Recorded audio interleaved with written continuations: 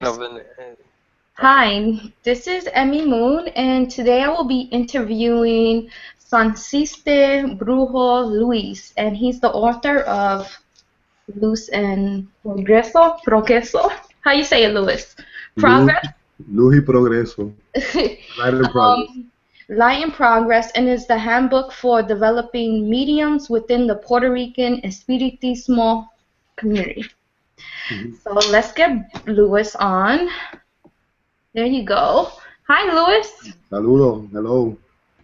Thank you for today. This is my first interview, so it might be a little, you know, iffy. Mhm. But I wanted to interview you because you're very interesting. I bought your book, and I want to know first, who are you? Who is Sancista Brujo Luis? Who are you? Who am I?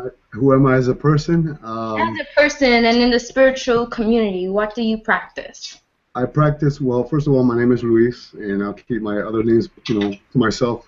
But my name is Luis. I was born in August 13, 1969, in the town of Lowell, Massachusetts, and I'm still here. My parents are from Puerto Rico. My mother comes from Comerio, and my father comes from Comerio as well.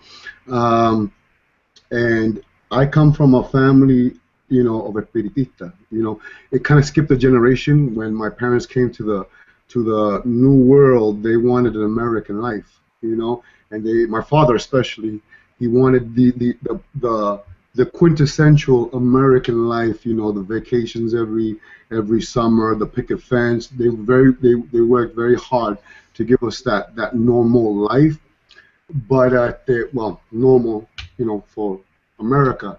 But every summer, my mother they would send me to Puerto Rico because I was a wild child. I was a little crazy little kid. Um, but when Oh, I think we Oh, lost him. yeah. Looks like he froze. Uh-oh. Think we lost him. Lewis? Up, and he is gone. That's how it is to run something in on the first time. I don't know if it's his computer or if it's Google Plus doing this. But let's see. give me Up, one, he's back. can you see me? I can't see nobody. We lost you for a little bit. I don't even know what to press. I'm scared. No, you're there. We see you. We We I see see you don't. you. now. I don't Hi, even see you're back. nobody. You were telling us how your mother sent you to Puerto Rico when you was little. Yeah, she used to send me to Puerto Rico because I was a very sick child. Este, when I was born con what they call el velo de la cara, and I'm not even seeing you guys. I can't even see you guys. The Um, veil, the face, a yeah, veil it's on like a the face. membrane. It's a Yeah. membrane on your face. And my grandmother, mi abuelita, said that él va a tener la vista. He's gonna have the sight. Uh, so my mother would send me to Puerto Rico every other summer, where I would develop, with my mother. I mean, my abuela. Uh, Grandmother. Yeah, with my abuelita, and that was my first teacher, my most important teacher. And I'm lost. I can't even see you guys. I don't even know what to press. No, we here. Everyone sees us. Yeah. Everybody sees, yeah, his own screen, so It's it's on. okay. Okay. There we go. Do you see us now? I don't see nobody. I don't know what happened after that froze, but I can hear you. That's important. So you follow your grandmother started teaching you when you went to Puerto Rico because your mother sent you there, hmm My and grandmother. I'm sorry. and this is how you started in Espiritismo, Sansei, how it began for you. Espiritismo. Well, my grandmother, we used to have. I don't know if you know Puerto Rico much, but in Puerto Rico, in the time when my grandmother was in the 70s, she had that little shack, the little wooden shack, el bollo is what they call el bollo, and but she would do readings con la baraja española. She would have consultations every week, and I mean every day. And I remember I would be like outside looking because she wouldn't want me to be inside because I was just a little terror when I was a little kid. Um, and then she would have reuniones espirituales, misas espirituales, and of course I wasn't allowed. And I remember, Reunions, spiritual unions. I'm sorry, I'm translating. yeah, I'm sorry, I speak It's Spanglish. okay. I speak Spanglish a lot. But she would have those spiritual reunions or sesiones, and she would tell me to go to the room. But I was always very curious. I wanted to learn, and I was always fascinated by the way the mediums would bring down the santos or the guías y protectores. It was just a very fascinating childhood that I learned. And she was also a yelbera curandera. Yelbera is a bad term. A lot of people don't like the word yelbera. But she was What is that? Herbalist? an herbalist. But a lot of people, when they heard yelbera, they think it's someone who messes with herbs to do like black magic.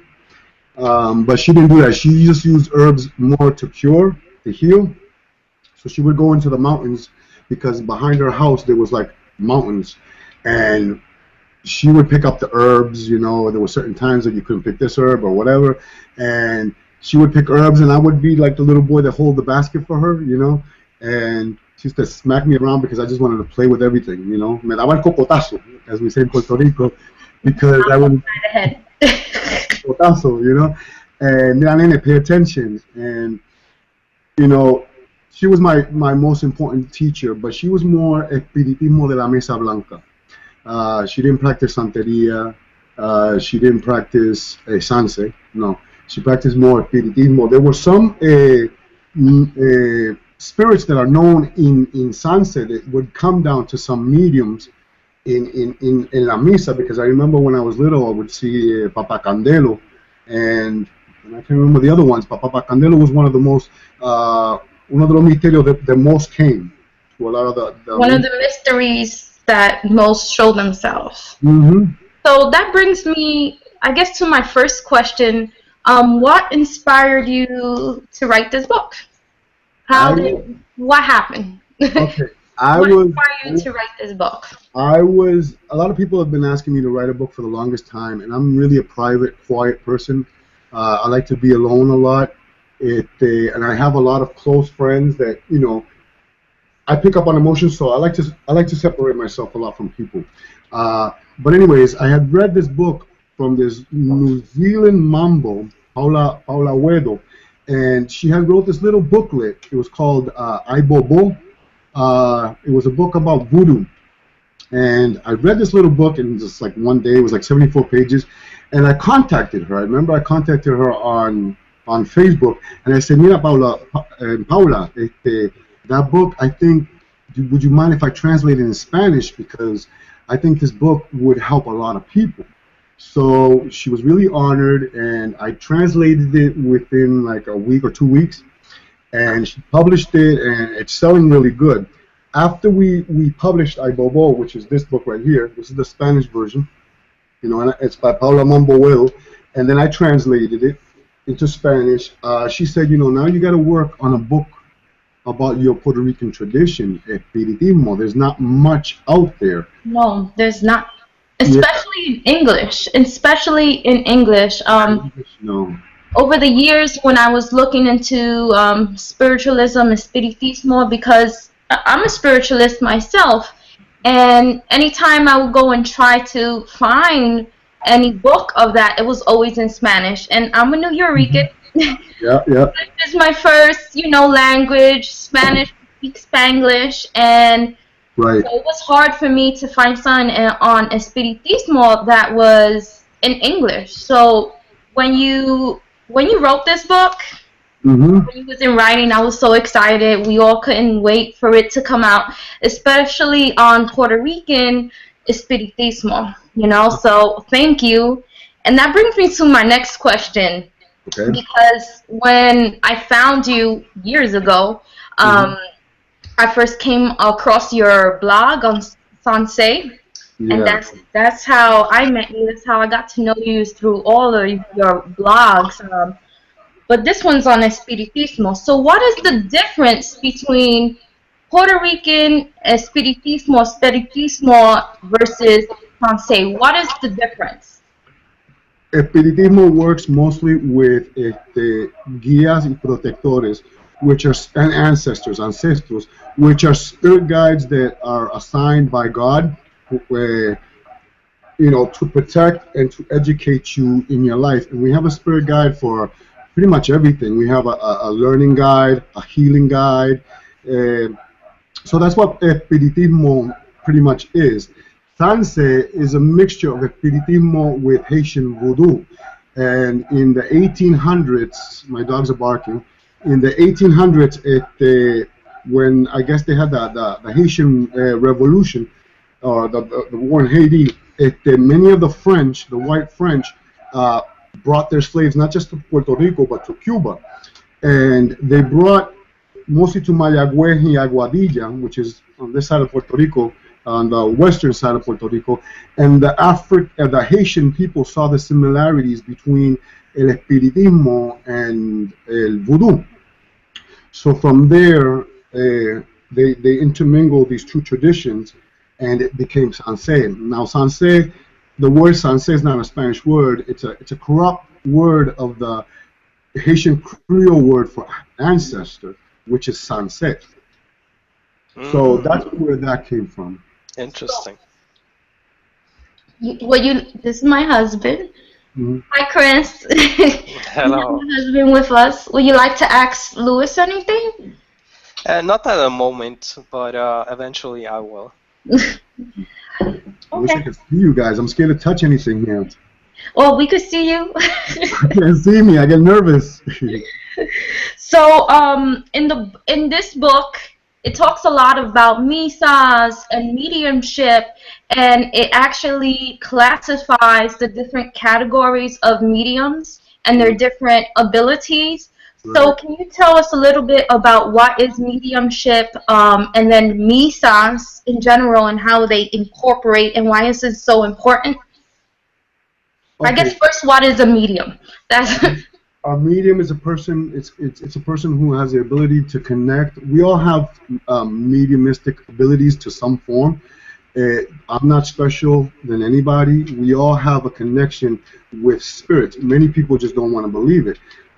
So we do on a daily basis have a connection with the world of spirit. It's a realm that's very close to our realm, of existence.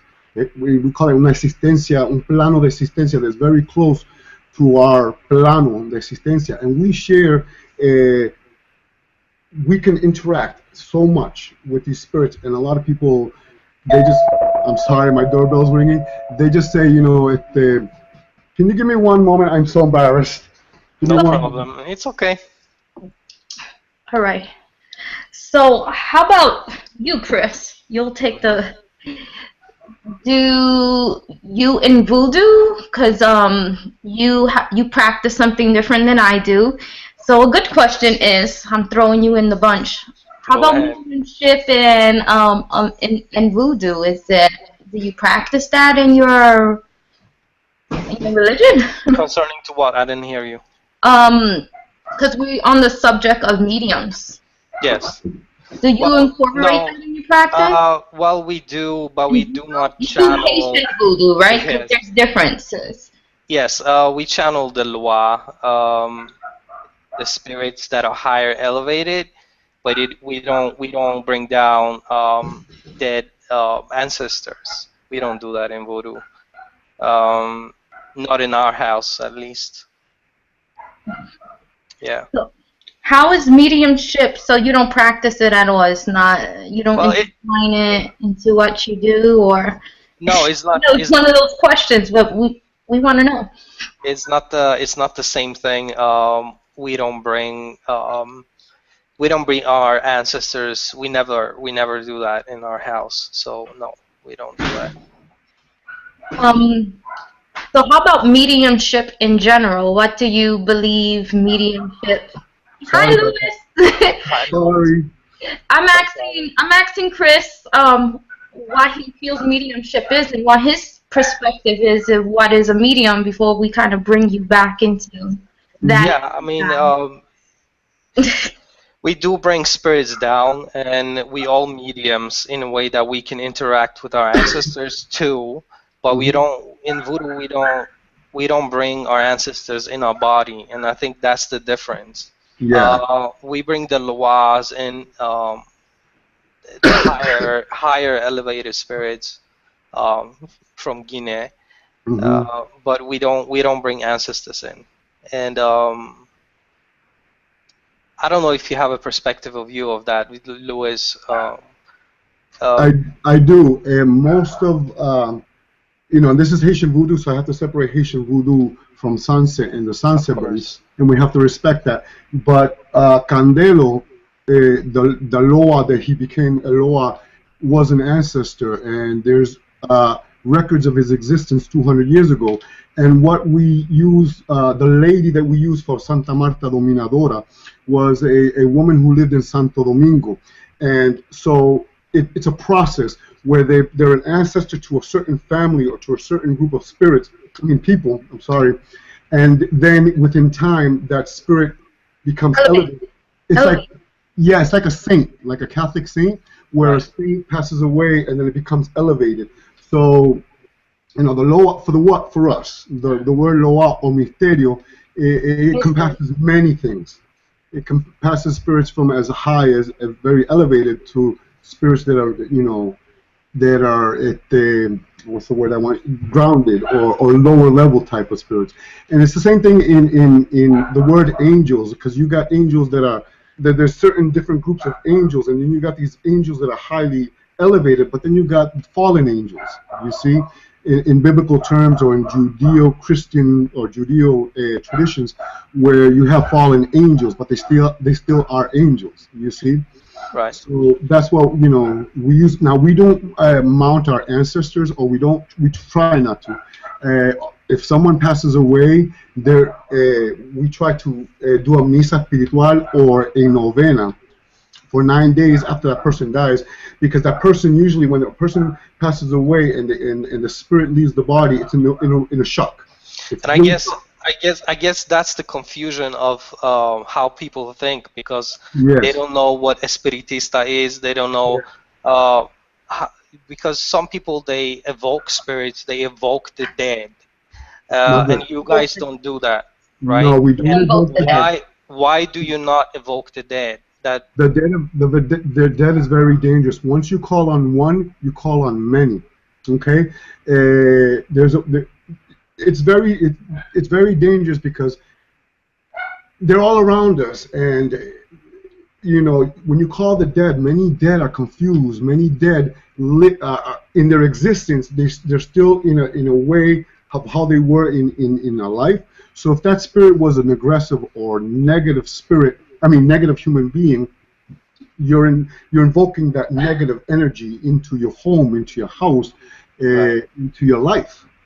So I And think I think that's the confusion of how people perceive things. So what is the difference between a dead and a spirit? well, spirits, of course, it's we're incarnate spirits. Okay, what the word dead means is the spirit is not carnate in physical materia. Okay, Material. it's not incarnate in the physical flesh, the physical body.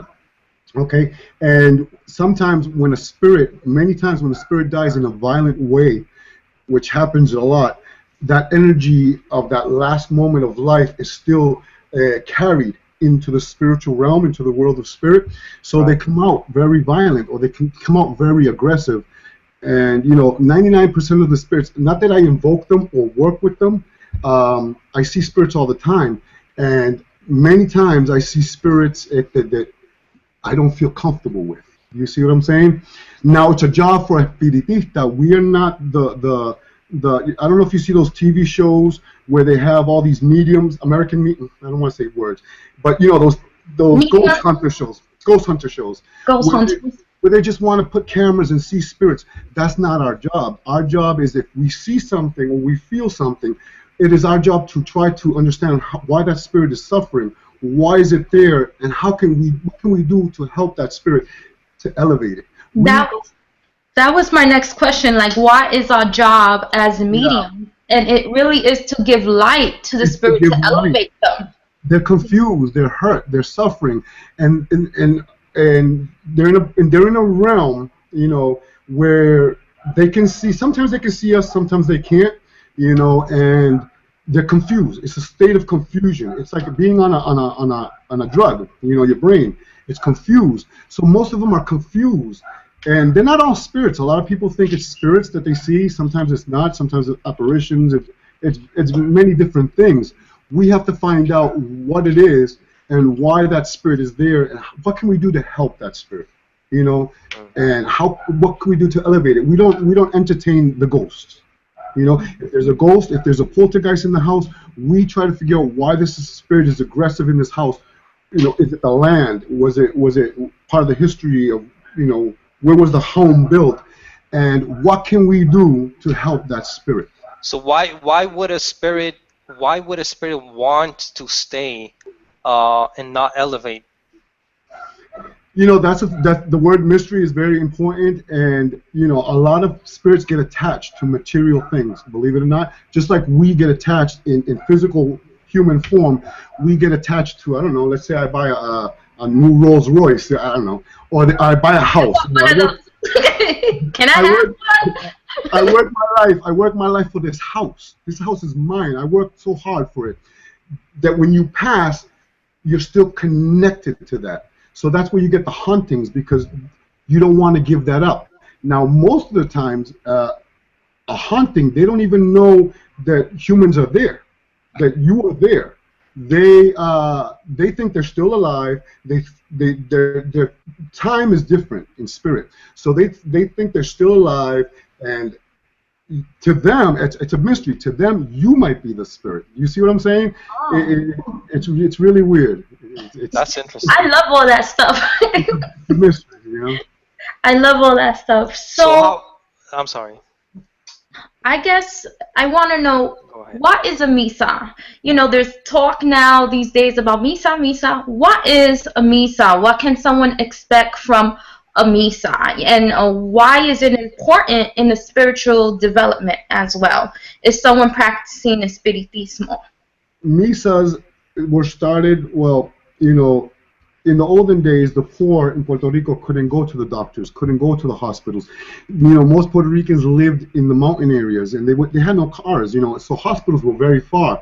So the espiritistas and the curanderos and whatever, they were the doctors of the poor. Okay, now they were either bone setters, they were herbalists, and they were spiritual people. And in order for you to be living a fine life, there's three things that you must live perfectly with, which is mind, body, and soul, and we have to make sure that these three things are aligned so that we live a good, peaceful life. And a lot of people, they had trouble, like we do today, and of course they couldn't go to hospitals far away, so they would seek out these espiritistas or these brujos or whatever it be, and find out, I have this problem, I have this depression, my husband's leaving me, and they would speak, through the spirits or through the ancestors to see if they can find a solution for that problem. Is the problem because of karma? Is the problem because whatever it may be, But so we gather in misas espirituales, one, to elevate our spirits, two, to feel connected with life after death, and three, to help individuals that are suffering. We suffer through problems every day. So, as a group, we try to heal each other with whether it be energy, whether it be through prayers, whether it be through cleansing, or whether it be through a medium, una media unidad, mounting a spirit, and then the spirit, which is un guía protector, it's not any spirit, it's a guía protector, sent by God, because the spirit is yours before. It's a protecting spirit. It's not a spirit of a dead. No. Okay, I'm just translating so other people can understand. Yes. And so the spirit tries to give them a solution, un baño, una limpia, a bath, a cleansing.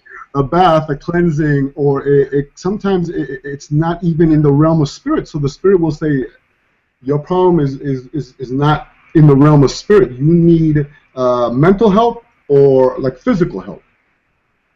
So that's what we do. We gather that, but we gather I think it's to feel alive and that to give esperanza. I don't know the word in English.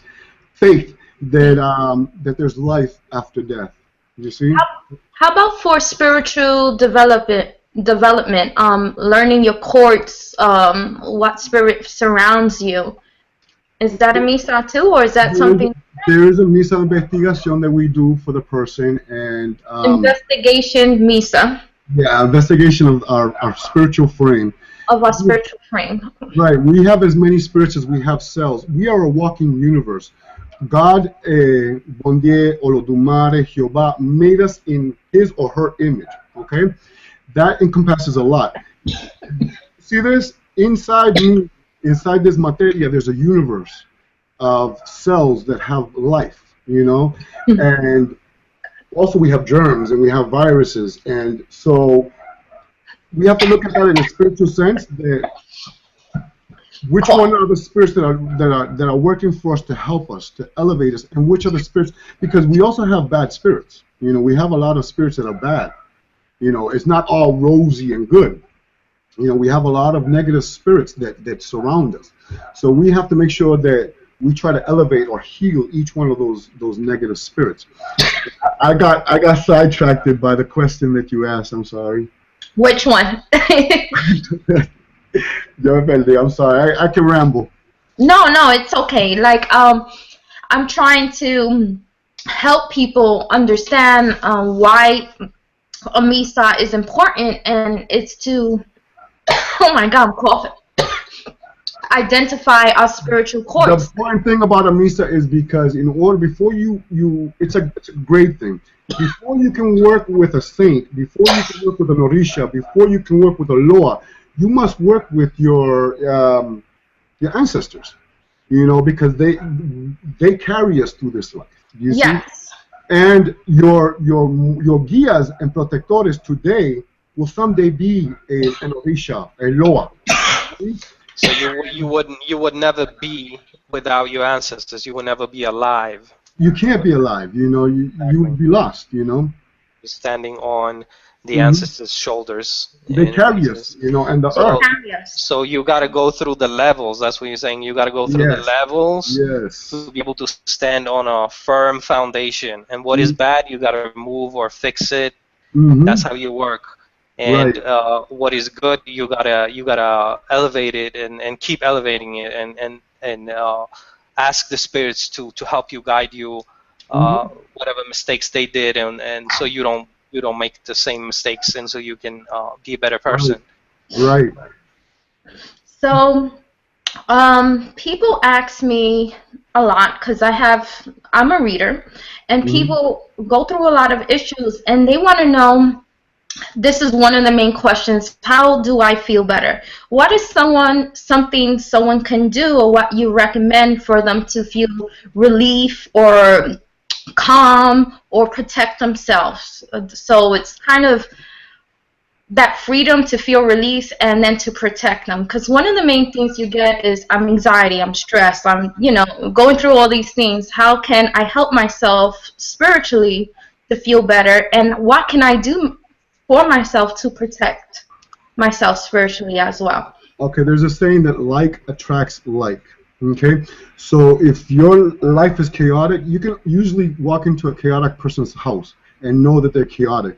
You don't have to be a fortune teller to see they're hoarders. There's a lot of problems. The law of attraction. Bingo. Like attracts like. We are magnets, and the way we perceive ourselves, the way we act, is we magnetize it in the universe. So when you go to a person's house, that's the main thing. You notice, these things. Try to keep clean the body. We have to keep clean. We have to make sure that our health is good. We have to make sure that our home is in a positive vibration. And when I say clean, I don't just mean materially clean. I mean spiritually cleanse the house. Whether it be through sage, agua Florida water, put light music, pray. Prayer is very important, and faith is very important. If you have a chaotic life, you're going to attract chaotic spirits, and you're going to attract chaotic friends, chaotic lifestyle. It's a very, because we are magnets. A lot of people like to blame it on God. It's really not God, you know. So what you really gotta do is you gotta analyze. You gotta sit down and analyze Mhm. what's going on in my life right now. Right, What is exactly. happening? What is in my house? You know And how right. exactly. And when I go to a house, you know, and they want me to cleanse the house spiritually, I'm what's the word that I want to say? I don't know. I can't say it in English. I look around the house and I cleanse, but I look at parts where I feel like a negative energy and estancado, stuck. Stuck. And yeah, and I'm like, okay, see this pile of clothing, this dirty pile of clothing, remove it out of there. You know, try to keep up these things. You know, uh, we have to put a lot into it, and a lot of people search for brujos, muerteros, ungans, espiritistas, to find a solution for the problems. We try to give you a solution, but if you don't help yourself, there's nothing Then we can do. there's nothing we can do. Yeah, Hmm. that's the way we work as well. And Hmm. people has to have faith in what they do as well. Not only put faith in the spiritualist, Hmm. but also in themselves Exactly. after that, and actually perform the tasks that you, as the spiritualist, tell them to do. So Hmm. people ignore it, and often they come to you to solve the problem, and they leave it up to you, and they think that you will be able to be the cure of everything that is going on, but that's not the fact, right? It's like a doctor. It's like a medical doctor. Let's say a person has. We use HIV as a term. If you go to the doctors and you find out you have HIV, the doctor's going to say, okay, for me to prolong your life, you need to take these pills. That's up to you. I mean, if you go home and you don't want to take those pills can save your life. They can make you live a long life. But if you don't take these pills, the doctor's giving you the information. You see, and that's what we do. We're giving you the information. 99% of your healing comes from you. You see, we are giving you the roadmaps. We're giving you the instructions of what to do to help yourself. But the help really comes more from yourself. And why is faith That's a good example. so important? You know, and what is faith? I try to tell people that to believe in something. If you keep putting negative thoughts into it's not going to work. It's not going to work. Oh, I'm trying to do this, but it's not going to work. Nothing I do is ever going to work. You know, and that's You lack set of faith. yourself.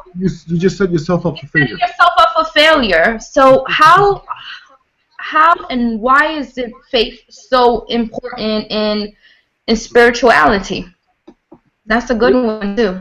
Faith can move mountains. Faith has created countries. It has created races. It has created cultures. You know, and you can see it in the world around us. The pyramids. I mean, they must have had faith on those pyramids because they built them. You see what I'm saying?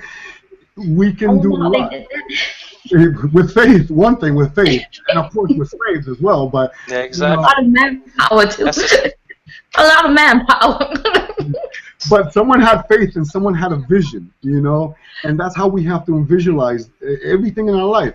You have to be like that little choo-choo train that says, I think I can, and then stop with that, I think I can, I know I can. You see what I'm saying? I know I can do yes. this. I know I can heal. I know I can be better. And if I have this problem, there's a reason why, you know, embrace that problem. Don't run away from your problems. Embrace it. Face it forward. Do you see? And don't cower to it. Face it. And a lot of people cower to it. You know, and you have to face these Right. things.